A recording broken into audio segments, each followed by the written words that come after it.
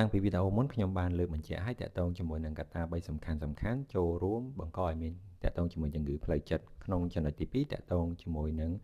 កត្តាចិត្តសាស្ត្រហើយនៅក្នុងកត្តាចិត្តសាស្ត្រហ្នឹងគឺ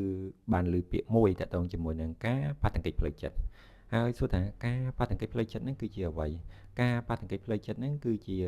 ដំបៅផ្លូវចិត្តឬក៏ការតក់ស្លុតណាមួយនោះដែលជះឥទ្ធិពលគួរឲ្យកត់សម្គាល់ដល់ការវិវត្តផ្លូវចិត្តរបស់មនុស្សម្នាក់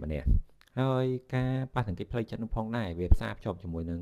ព្រឹត្តិការណ៍នៃការប៉ះទង្គិចផ្លូវចិត្តហើយព្រឹត្តិការណ៍នៃការប៉ះទង្គិចផ្លូវចិត្តហ្នឹង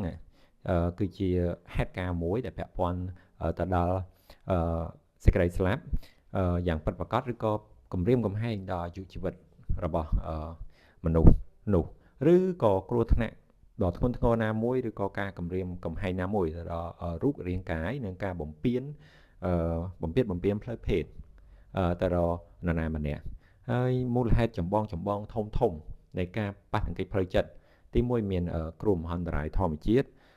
គ្រោះមហន្តរាយបង្កដោយមនុស្សឬក៏គេហៅ man made ឬក៏កត្តាផ្សេងមួយទៀតដែលតាក់ទងឬក៏ធ្វើឲ្យមានការប៉ះទង្គិចផ្លូវចិត្តផ្ទាល់ហើយតាក់ទងជាមួយនឹងប្រភេទនៃការប៉ះទង្គិចផ្លូវចិត្តយើងបែងចែកឥឡូវនេះសូមបែងចែកធំពីរសិនទី1គឺការប៉ះទង្គិចផ្លូវចិត្តដែលមានព្រឹត្តិការណ៍តែមួយឧទាហរណ៍ដូចជាគ្រោះថ្នាក់ធម្មជាតិគ្រោះថ្នាក់ដោយរថយន្តឬក៏គ្រឿងចក្រគ្រោះថ្នាក់អគ្គិភ័យការរំលោភបំពានផ្លូវភេទការលបប្រហារឬក៏អំពើចោរកម្មណាមួយនោះ